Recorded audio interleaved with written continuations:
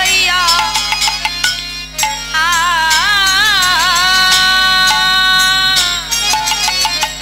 কোঠে চলে গেল আমার বিনোদিয়া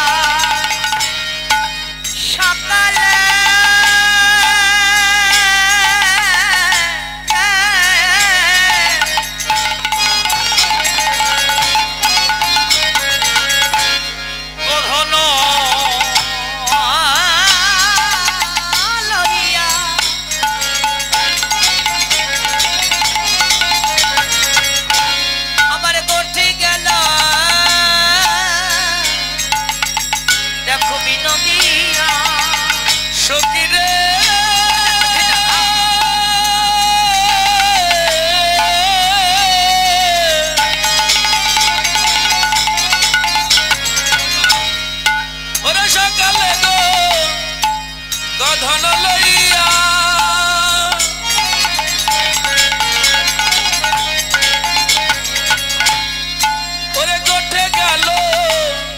আমার বিনোদিয়া দিয়া সিংহা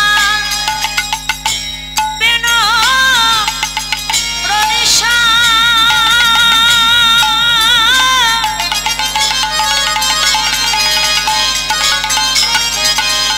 দিয়া সিংহা বেন রানী শান রে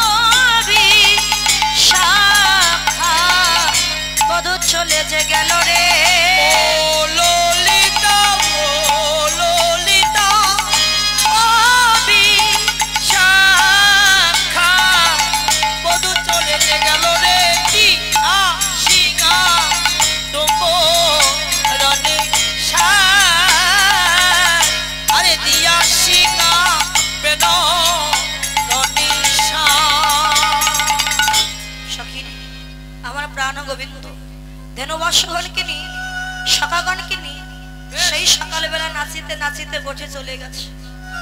আমি অট্টালিকার উপরে বসেছি আর অট্টালিকার উপর থেকে দেখলাম সখী আমার বধূ বুঝে সুখী।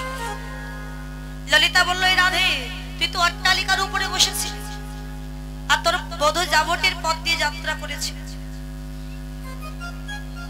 তুই কেমন করে জানলি যে তোর বধূ তোর সুখী?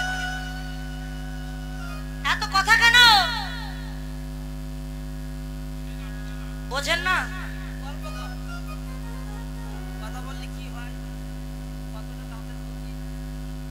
এত কথা বলছেন, যে যা যাবেন আস্তে আস্তে উঠে চলে যান, কথা বললে হবে না।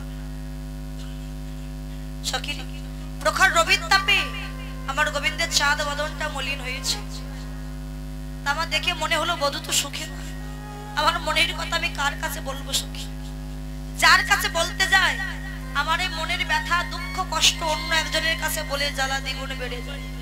বাড়ি ও মায়েরা, মনে যখন দুঃখ থাকে কষ্ট থাকে তখন আপনি কি বলেন? পাশের দিদির সাথে গল্প করেন।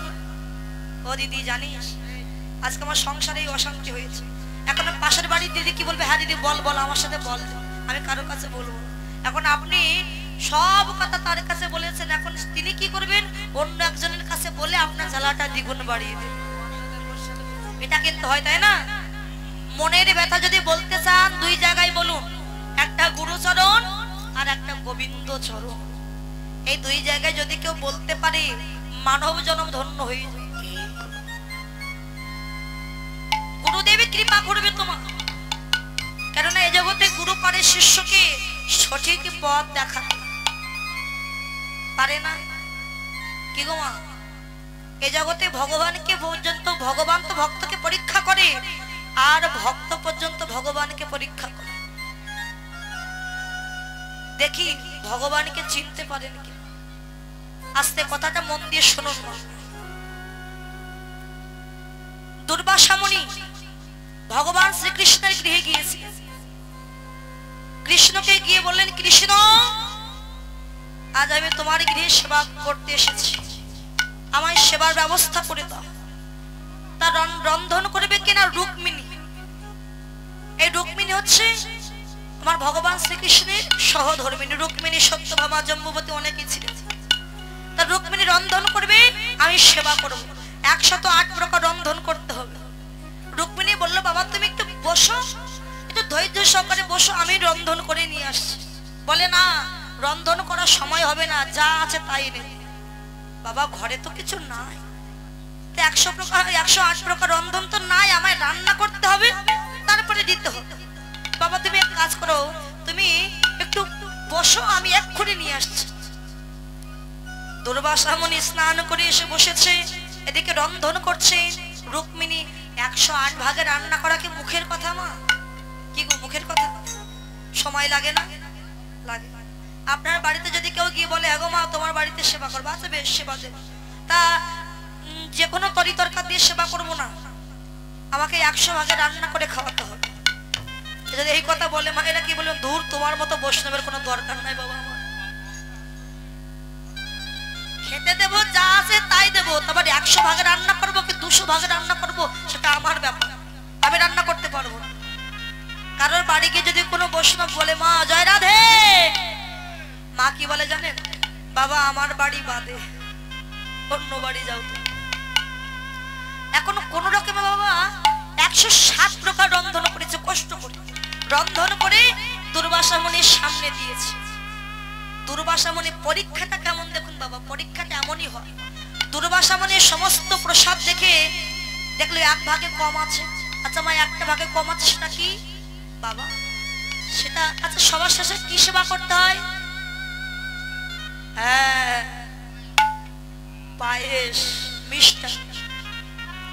107 ভাগে দেখছে, আর 1 ভাগে কই? বলে বাবা সবে মাত্র মিষ্টান্নটা বসিয়েছি, তুমি এক কাজ করে এইগুলো দিয়ে সেবা করতে থাকো, তার মধ্যে আমার মিষ্টান্নটা হয়ে যাবে। না আমি মিষ্টান্নটাই আগে সেবা করব। এটাই হচ্ছে পরীক্ষা। এগুলো থাক, ওই মিষ্টান্নটাই আমি আগে সেবা করব। আর তুই যদি আমায় না দিতে পারিস, এক্ষুনি অভিশাপ দিয়ে তোর বংশ আমি নাশ করে দেব, এক্ষুনি অভিশাপ দেব। ভগবান কৃষ্ণ করজোরে দাঁড়িয়েছে, মুনিবর অভিশাপ দেবেন, একটু অপেক্ষা কর। আচ্ছা বাবা ঠিক আছে, আমি একটু দেরি করে আমি রন্ধন করি। বলে যা হয়েছে, যে পর্যন্ত হয়েছে তাই নিয়ে আয়। রুক্মিণী ছুটে গিয়ে তাড়াতাড়ি করে রন্ধন করে ওই গরম পরমান্ন দিয়েছে। পরমান্ন এনে একটা বাতাস দিয়ে, পাখা দিয়ে বাতাস দিয়েছে, পাখা দিয়ে। এই মা আমার সম্মুখে এনে দে, বাতাস দিতে হবে না বাবা, গরম পরমান্ন একটু পাখা দিয়ে বাতাস করে দিই, তাহলে সেবা করতে ভালো হবে তোমার। না তুমি এক্ষুনি আমার সামনে এনে দে। এখন যেই সামনে এনে দিয়েছে, আর দুর্বাসা মুনি গরম পরমান্নে হাত দিয়েছে। গরম পরমান্নে হাত দিয়ে সঙ্গে সঙ্গে চিৎকার করে উঠেছে, কি করলি তুই? গরম পরমান্নে আমার হাতখানা পুড়ে গেছে, দেখ তুই গরম পরমান্ন দিয়েছিস, আমার হাত পুড়ে গেছে, জ্বালা করছে, কি করলি তুই? রুক্মিণী গলায় বসন দিয়ে বলে, বাবা আমি তো বলেছি গরম পরমান্ন আমি পাকা দিয়ে বাতাস করে দিই, কিন্তু তুমি শুনলে না বাবা। শোন, তুই আমার হাত পুড়িয়ে দিয়েছিস না, আমি এক্ষুনি অভিশাপ দেব তোকে। যেই কথা বললো কৃষ্ণ ছুটে গিয়ে করজোরে বললেন, মুনিবার অভিশাপ দিও না, মুনিব অভিশাপ দিও না। আচ্ছা বলো কি করলে তোমার হাতের জ্বালাটা কমবে? আমি তাই করব। ভগবানকে চিনতে না পেরে দুর্বাসা মুনি বলল, কৃষ্ণ যদি আমার জ্বালা কমাতে চাও, যে গরম পরমান্ন আমার হাত পুড়ে গেছে, গরম পরমান্নে, এই গরম পরমান্ন তোমার সর্বাঙ্গে এখন মাখতে হবে, তুমি পারবে? পারবো মুনি। আমার অঙ্গে গরম পরমান্ন মাখলে যদি তোমার জ্বালা কমে আমি তাই করব। গরম মিষ্টান্ন নিয়ে যেই সর্বাঙ্গে মাখছেন ভগবান, যেখানে যেখানে মাখছে পুড়ে যাচ্ছে বাবা, পুড়ে ফসকা পড়ে যাচ্ছে, যেখানে যেখানে মাখলো পুড়ে ফসকা উঠে গেল। ভগবান মাখছে আর চোখের জলে ভেসে যাচ্ছে, কেননা যন্ত্রণা হচ্ছে, পুড়ে যাচ্ছে, অঙ্গটা পুড়ে ফসকা পড়ে যাচ্ছে। সর্বাঙ্গে মেখে করজোড়ে দাঁড়িয়েছে মুনিবর, এবার কি তোমার জ্বালা কিছু কমেছে মুনিবর? শোনো কৃষ্ণ, তোমার মিষ্টি মিষ্টি কথাই কিন্তু আমি ভুলবো না। এসেছি তোমার এই গৃহে, তোমার এই রাজ্যটা যদি আমাকে একটু দর্শন ঘোরাতে পারো, আমি দর্শন করাতে পারো, তবে আমি সন্তুষ্ট হব। ঠিক আছে, আমি তোমার এই রাজ্যটা ঘুরাবো মুনিবর, তবে শোনো কৃষ্ণ, রথে করে আমি চড়বো, ঘুরবো না। তাহলে কিসে চড়বে? রথ ছাড়া তো রাজ্যটা তো আর কম নয়।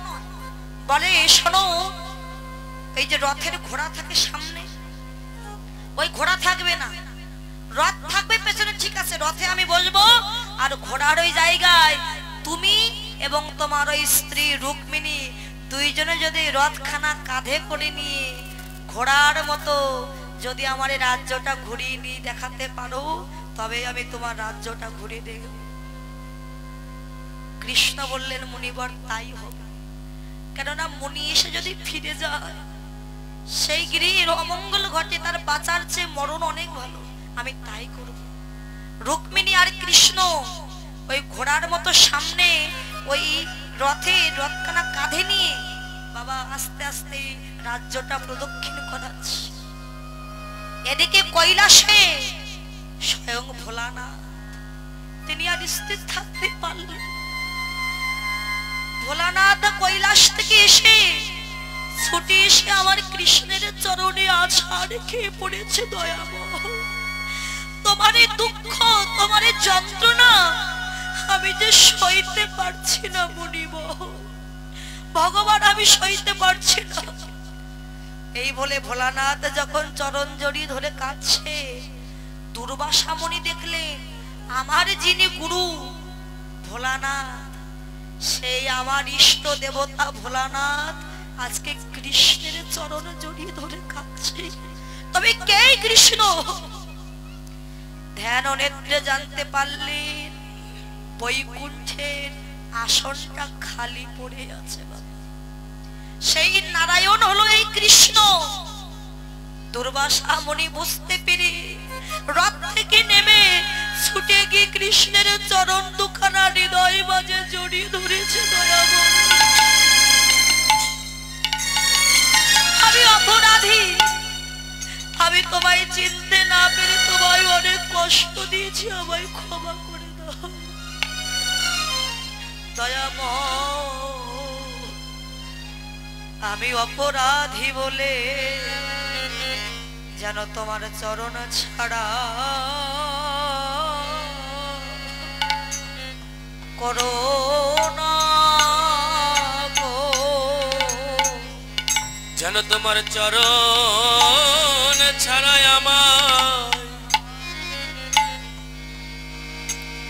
আমায় করা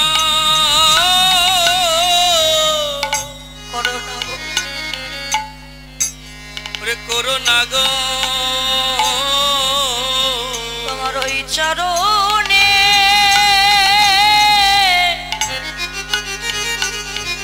তোমার ওই চরণে যেন আমার মতি থাকে, আমায় চরণ ছাড়া যেন করো না গো।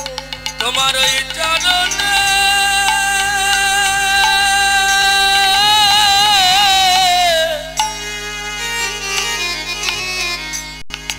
তোমার ওই চরণে যেন আমার মতি থাকে, ওরে মতি থাকে, যেন চরণ ছাড়ায় আমায় আমায় করো না গো। আমি তোমায় চিনিতে, আমি তোমায় চিনিতে পারিলাম না গো। তোমার চরণ ছাড়াই আমার করোনা গো। আমি তোমার চিনিতে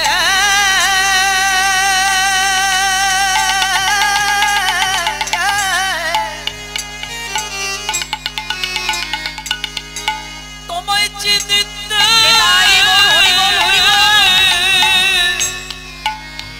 পারি নাই গো। যেন তোমার ওই চরণ ছাড়া আমায় মতি থাকে। দুর্বাসামণি চরণ দোকানা জড়ি ধরে কাজ কেঁদে বলল, দয়া তুমি আমার কষ্ট কমানোর জন্য গরম পরমান্ন তুমি তো অঙ্গে মেখেছ। যা, আমি দুর্বাসা ঋষি তোমায় আশীর্বাদ দিলাম। যেখানে যেখানে তুমি গরম পরমান্ন মেখেছ সেখান দিয়ে কাল কখনো তোমার দেহে প্রবেশ করতে পারবে না। কাল মানে কি? মৃত্যু। সর্বাঙ্গে তো গরম পরমান্ন মেখেছ, তাই সর্বাঙ্গের কোথাও দিয়ে কাল তোমার দেহে প্রবেশ করতে পারবে না। যদি কাল তোমার দেহে প্রবেশ করে সেটা একমাত্র তোমার চরণের তলদেশ। কেননা গরম পরমান্ন সর্ব জায়গায় মেখেছ তুমি, কিন্তু তোমার চরণটাই বাদ রেখেছ, চরণে মাখনি। তাই মৃত্যু যদি কখনো হয় তোমার এই চরণের নিচ দিয়ে তোমার মৃত্যু তোমার প্রবেশ করবে। তোমার ভগবানের মৃত্যু হয়েছিল কৃষ্ণের, জরাব্যাধে একটা তীর মেরেছিল না? কোথায় মেরেছিল? কৃষ্ণের চরণে। এই কারণে কিন্তু কৃষ্ণের চরণের তলদেশ দিয়ে ওই চরণের তীরটা বিদ্ধ করেছিল। এই জন্য ভগবানের মৃত্যু হয়েছিল, সর্বাঙ্গে কোথাও নয়। তীরটা বিদ্ধ করলো চরণে। যদি চরণে পরমান্ন মাখতো তাহলে তীরটা কখনোই বিদ্ধ হতো না, কাল প্রবেশ করতে পারতো না। কিন্তু ভগবান তো ইচ্ছা করে চরণে পরমান্নটা মাখিনি, কেননা চিন্তা করলেন আমার তো লীলার অবসান ঘটাতে হবে, অবসান ঘটাতে হবে, আর আমার ভক্তের মনোবাসনা পূর্ণ করতে হবে। ভক্তটাকে ওই যে ত্রেতা যুগে যখন বালি আর সুগ্রীবের মধ্যে যুদ্ধ হয়েছিল, রামচন্দ্র কি করেছিল? পশ্চাৎ থেকে মানে পেছন দিক দিয়ে ওই বালিকে হত্যা করেছিল। বালির পুত্র অঙ্গদ পিতৃ হত্যার প্রতিশোধ নেওয়ার জন্য বলেছিল আমার হাতে তোমার মৃত্যু হবে, অঙ্গদ তোমার মনোবাসনা পূর্ণ হবে, তবে এ যুগে নয়, দাপর যুগে আমি হব কৃষ্ণ আর তুমি হবে একটা জরা ব্যাধ, তোমার তীরে আমার মৃত্যু হবে, তোমার হাতেই মৃত্যু হবে। তাই সেই জরা ব্যাধের তীরে ভগবানের লীলার অবসান হয়েছিল। ভগবানের তো মৃত্যু হয় না, তা ভগবান লীলার অবসান ঘটিয়েছিল মাত্র। নিতাই গৌর হরি বল, হরি হরি হরি হরি বল। তাই মনের কথা আমি কার কাছে বলবো সখী? হঠাৎ দেখলো যাবটির পথ দিয়ে তার মরমের মরমিয়া সখী তুলসী যাচ্ছে। ওই তো তুলসী, তুলসী বুঝবে আমার মনের ব্যথা, তুলসী ছাড়া কেউ বুঝবে না। তুলসীকে দেখে ডাক দিয়েছে, তুলসী ও তুলসী। সেই মধ্যাহ্নকালে রাধা রানীর মতো পরম কৃষ্ণ ভক্তের ডাক এসেছে। ওখানে গেলে কিছু হোক বা না হোক দুটো কৃষ্ণ কথা আমি আস্বাদন করতে পারবো। যেই না তুলসী এসেছে তার কণ্ঠ জড়িয়ে ধরে বললেন, তুলসী রে আহা রাধিকা রূপসী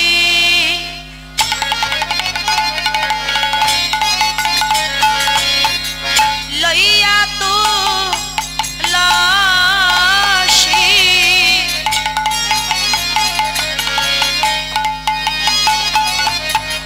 পাহাই মধুর কথা গো, পাহাই মধুর কথা। রাধিকা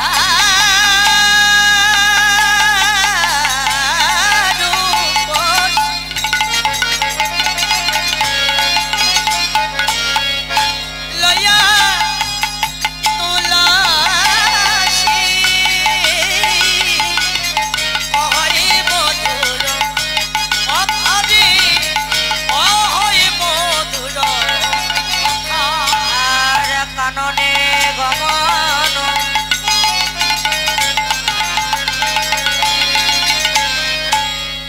করহ এখনা নাকড় শেখর যথা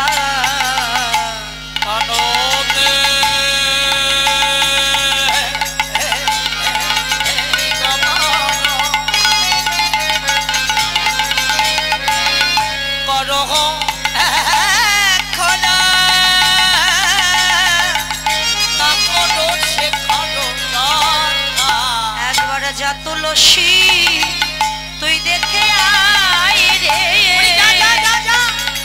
যত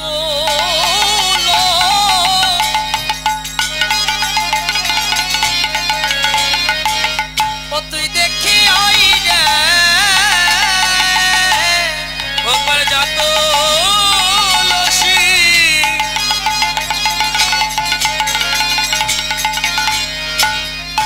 ও তুই দেখে আই রে বলি কেমন আছে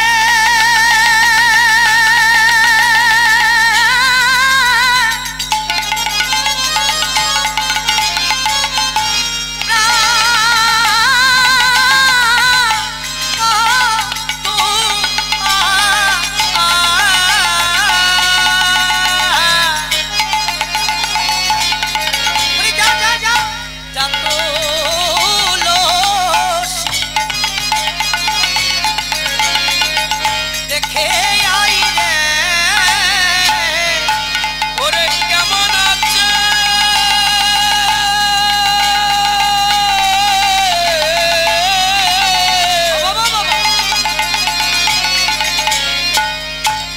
আমার প্রাণ বধুয়া একবার ওরে যত লসি দেখে আই রে বড় শেখর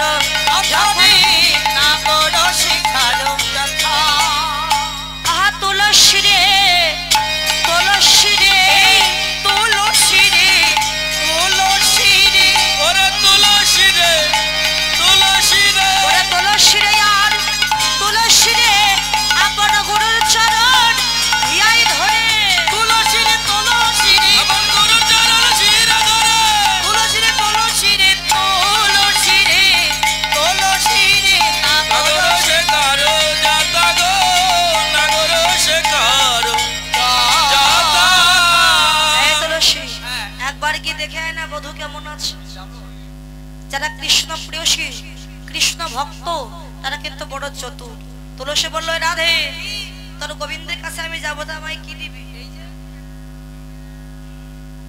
বলে আমার তো দেওয়ার মতো কিছু না তা কৃষ্ণ চরণে যদি যাস কৃষ্ণের সাথে আমায় মিলাই দিতে পারিস তুই যা চাইবি তাই দেবি সত্যি বলে সখীরা আমি কিছু চাই না শেষের দিনে যেন যুগল চরণে মতি থাকে আমি আর কিছু চাই না রাধে আর যাওয়ার আগে এই রাধে হ্যাঁ দে চরণের ধুলি অধুলি দে রে ও শ্রীমতী দে চরণের ধুলি অধুলি রে ও শ্রীমতী এ চরণে ধুলি অধুলি রে ও শ্রীমতী এ চরণে ধুলি অধুলি রে ও শ্রীমতী এ চরণে হরি বল হরি বল ধুলি অধুলি